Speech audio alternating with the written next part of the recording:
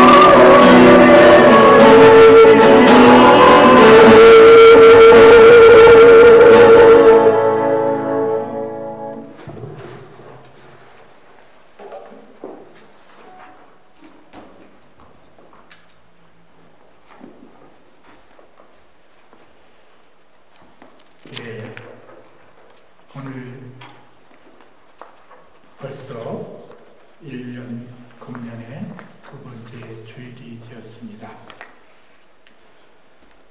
성경에서 가장 중요한 단어가 무엇일까 이렇게 우리는 생각해 봅니다. 그 중에서 가장 중요한 단어를 하나 꼽으라고 그러면 단연코 우리는 은혜라는 단어입니다.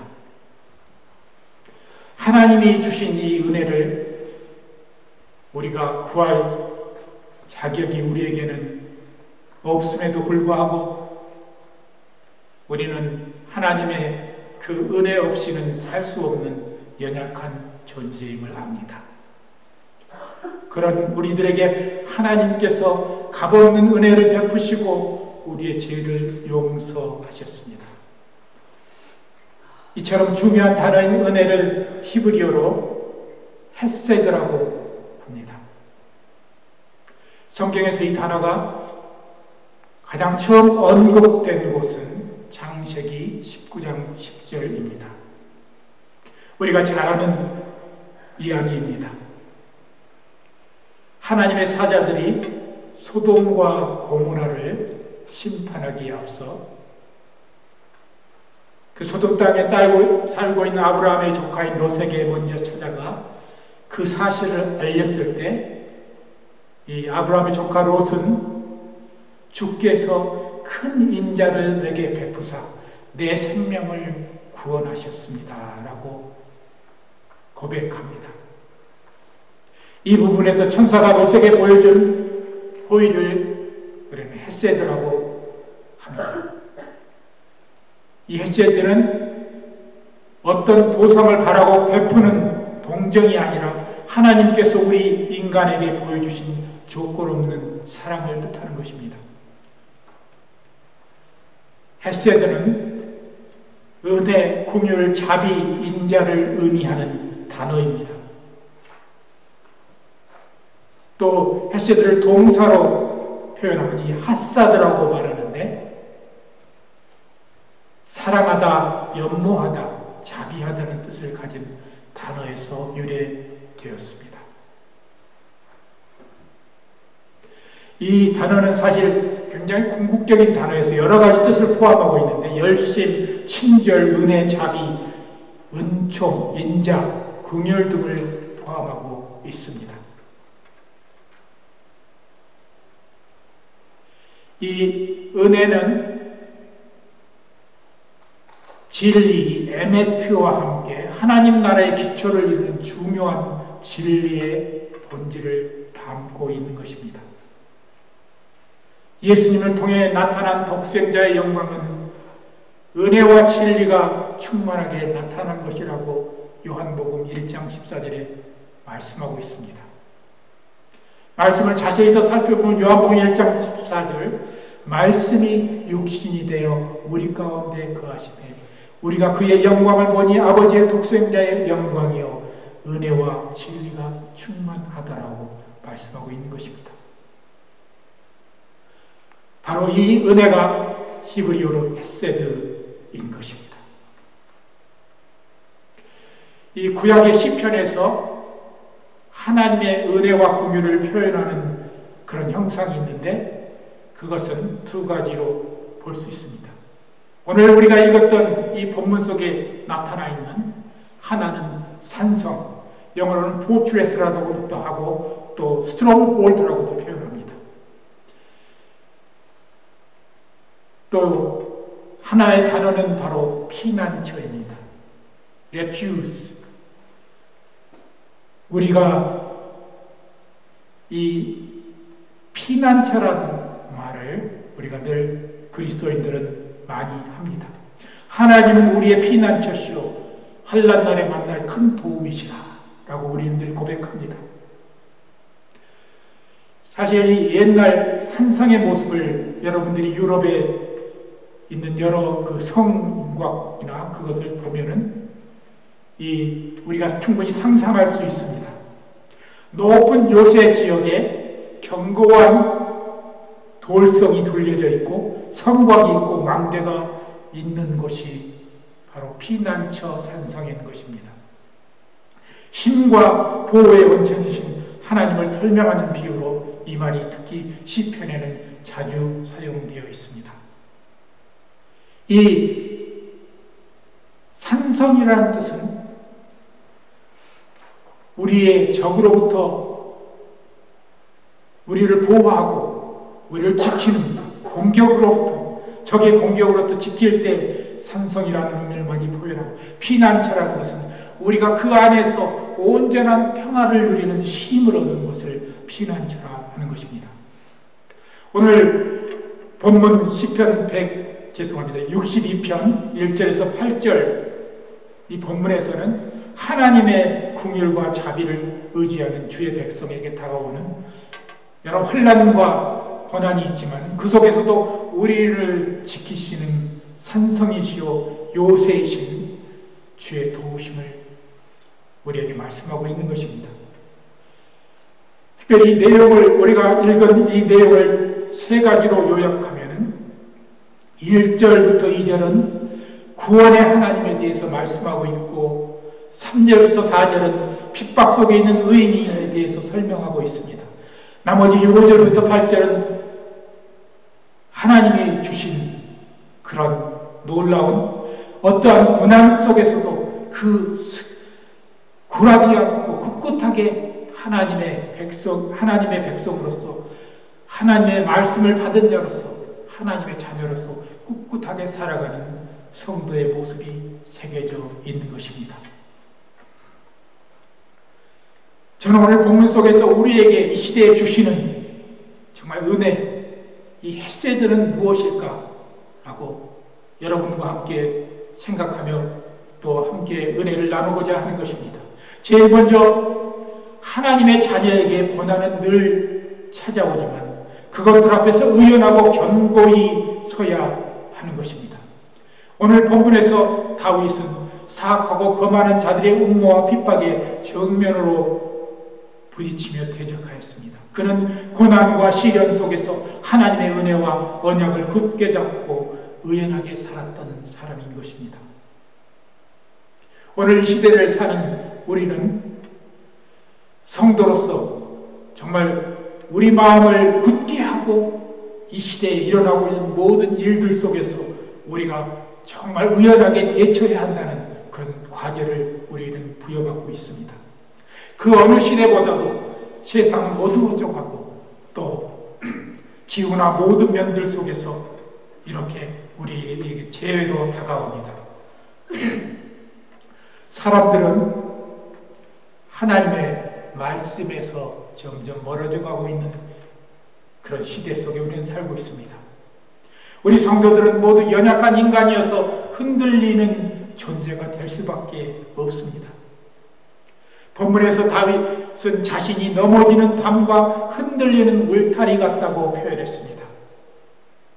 이 담을 월이라고 했고 그 다음에 울타리를 펜스라고 표현하고 있습니다. 이 하나님을 대적하는 사람들의 눈엔 의인이 연약해 보이고 세상의 공격에 금방 무너질 것처럼 보일 수도 있습니다. 그러나 요한복음 17장 4절에 보면 내가 아버지의 말씀을 저희에게 주었사오매 세상이 저희를 미워하였사오니 이는 내가 세상에 속하지 아니함 같이 저희도 세상에 속하지 아니함을 인함이니이다 라고 예수님께서 기도 속에 하나님의 앞에 마지막 기도하는 그 십자가에 달리기 전날 밤에 기도하는 기도에서 그렇게 기록되어 있습니다. 우리는 예수님과 그의 제자들의 삶 그리고 초대교회 성도들의 삶의 모습을 보면서 우리가 위로를 얻어야 하는 것입니다.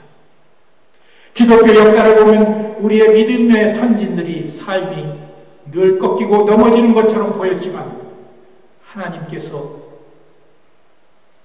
왕성한 생명력을 주셔서 다시 일어나고 세상을 이끌어 왔던 것입니다. 그 생명력은 갈릴리에서 지중해 연안으로 그리고 세계로 퍼져 세계를 주도하는 역사가 된 것입니다. 한때 이 동양의 인도가 정신세계가 심오하여 사상세계를 이끌 것이라 한 사람이 있었습니다. 그러나 그렇지 않았습니다. 또 요즘 시대에 많은 사람이 역사학자들이 얘기하는데 중국이 앞으로 세계를 주도할 것이라 주장하는 사람도 있습니다. 그러나 하나님의 아들을 믿는 사람들의 역사가 이 세상을 아직도 리더해가고 있음을 우리는 보게 되는 것입니다. 요한일서 5장 12절에 아들이 있는 자에게는 생명이 있고 하나님의 아들이 없는 자에게는 생명이 없느니라고 말씀하고 있습니다.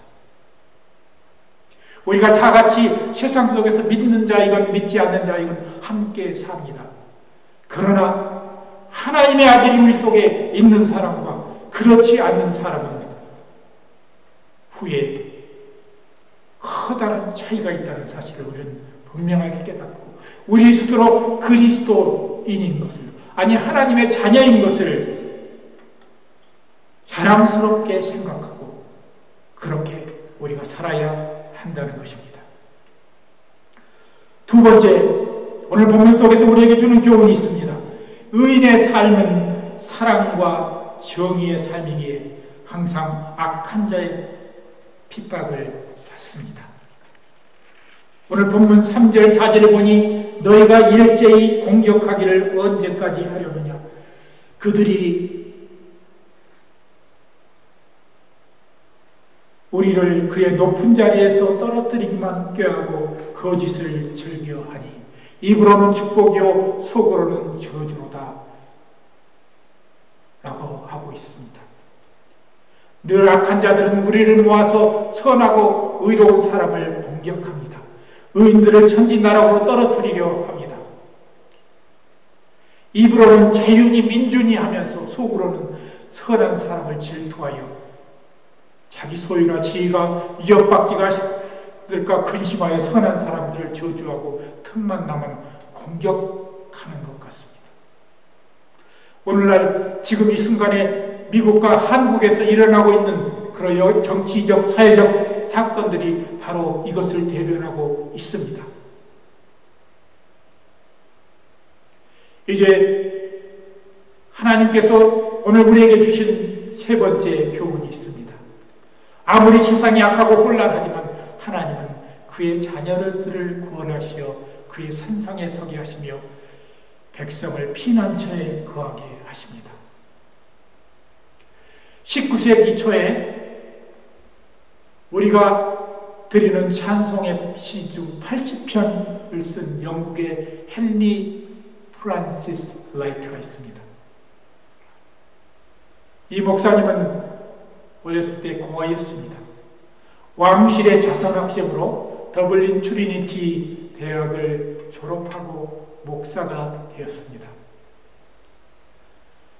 그가 원래 건강이 참 안 좋았는데 천식 폐렴으로 평생 고생하였으나 영국의 해변 도시 브릭셈에서 과격한 어부들에게 봉사하며 복음을 전하여 그들이 그리스도의 사랑으로 변화를 받게 하였습니다.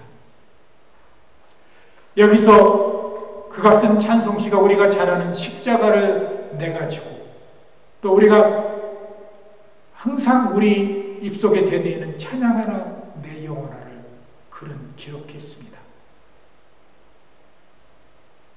이런 훌륭한 주의 믿음의 선진자에 비해서 또 한 사람의 반대편 사람이 있습니다. 그와 비슷한 시대에 산 사람인 세실 로즈라는 사람이 있습니다. 영국인으로 남아프리카 식민지 통치 수상을 지낸 사람입니다. 영국인과 남아프리카의 보인 간의 전쟁을 일으킨 사람이기도 합니다. 그 원인은 다이아몬드 광산을 획득하기에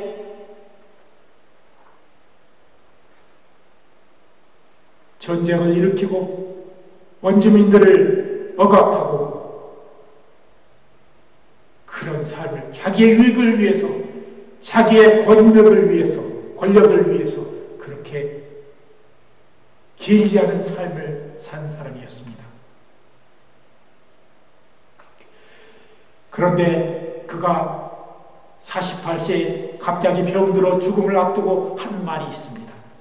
나는 아프리카에 많은 것들을 소유했지만 이젠 모두 남겨놓고 갈 수밖에 없구나. 내가 얻은 것 중 하나도 가지고 갈 수 없단 말인가. 나는 영원히 존재하는 보물을 보지 못했고 결국 아무것도 가진 것이 없노라는 말을 남기고 그는 48세의 인생을 마감했습니다.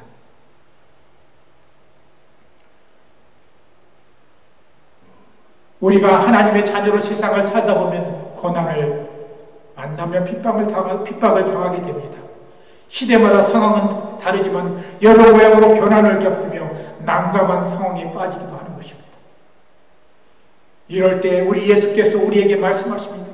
요한복음 16장 33절에 이것을 너희에게 이르는 것은 너희로 너희 안에 평안을 누리게 하려 함이라. 세상에서 너희가 환난을 당하나 담대하라. 내가 세상을 이겼노라고 말씀하십니다.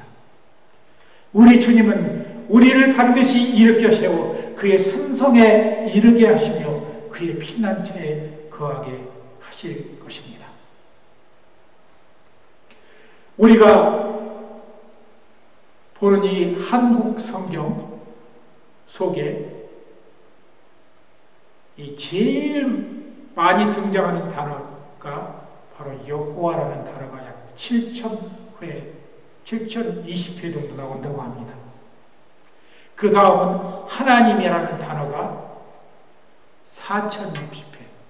그러니까 성경에는 하나님이라는 단어가 벌써 11,000회 이상이 등장합니다. 그 다음으로 많이 나오는 단어가 바로 이스라엘이라는 단어라고 그러는데 그것이 2,468회. 그 다음으로 많이 나오는 단어가 바로 예수라는 단어입니다. 1,331회.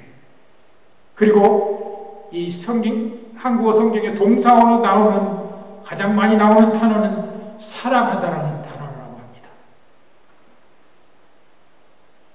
이 사랑하는 단어가 보통 약 450여에 나온다고 그러는데 이 사실만 보더라도 이런 통계나 자료로만 보더라도 성경이 어떤 책인가를 잘 보여줍니다. 성경은 1500년 동안 40여 명의 기록자들에 의해 쓰여졌습니다. 이 단어를 하나로 표현하면 한 문장으로 성경 전체를 표현한다면 하나님은 인간을 사랑하신다라는 의미로 나타난다고 합니다. 이 사실을 가장 간략하게 표현하고 있는 단어가 성경 구절이 있습니다. 우리가 너무나 또 잘 아는 요한복음 3장 16절입니다. For God so loved the world and He gave His only Son, whosoever believe in Him, everlasting God. 하나님이 세상을 이처럼 사랑하사 독생자를 주셨으니 누구든지 저를 믿는 자마다 영생을 얻게 하려 하심이라는 이 단순한 단어 속에 우리 속에 나타난 하나님의 사랑과 은혜가 나타나고 있는 것입니다. 우리는 하나님이 우리를 주의 산성에 보호하시며 악의 세력의 공격 속에서 막고 따로 숨기시는 우리 하나님이심을 우리는 압니다. 또 우리가 단순히 악의 공격을 두려워하고 그곳에 거하는 것이 아니라 그 안에 하나님은 정말 고요한 피난처를 우리에게 만들고 계시는 것입니다. 하나님의 은혜는 이 시대를 사는 우리 속에서도 이렇게 크게 나타날 것입니다.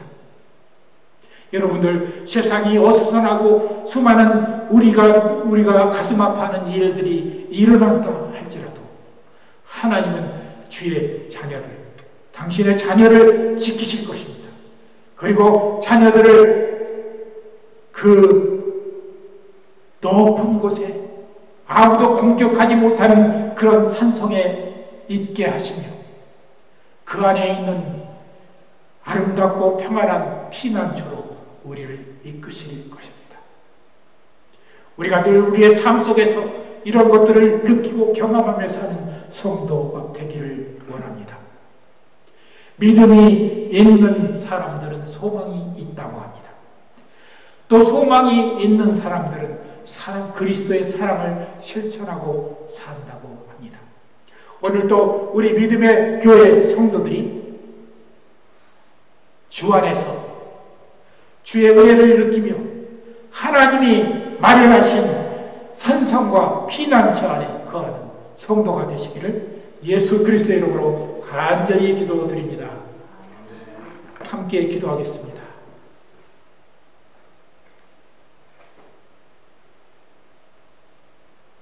우리의 하나님은 우리의 피난처시오 환난 날에 만날 큰 도움이시며 우리를 당신의 눈동자처럼 지키시는 하나님을 우리는 믿습니다.